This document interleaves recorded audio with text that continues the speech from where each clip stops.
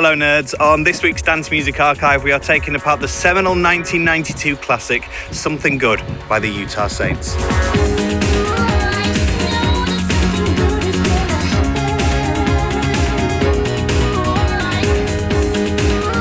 So I've been lucky enough to be friends with the Utahs since I was a teenager, and they were part of that pioneering kind of crew of electronic producers in the early 90s, around the same time as the Prodigy and the KLF, all experimenting with early sampling.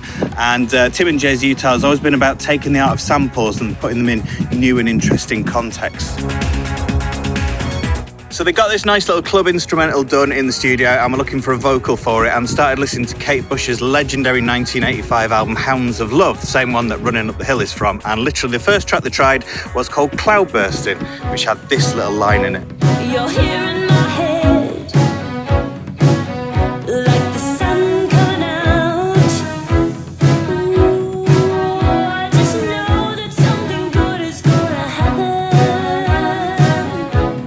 Using one of the early basic Akai samplers, which should only grab, a few seconds at a time, they sped it up slightly, but it was still just a bit out of time, so they added a little pitch bend in to keep it on beat, which is where you get that ooh, I. And they worked on it for 2 weeks solid, doing 18-hour days, true fact. So it was signed by a young Pete Tong to London Records, who managed to get Kate Bush to clear the sample, which is the only time she's ever let anyone mess around with the music until Strange Things this year. She even let them sample some of the video for their own in a kind of world first.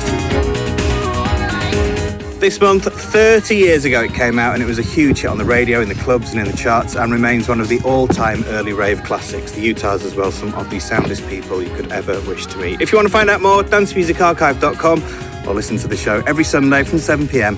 on Kiss Street.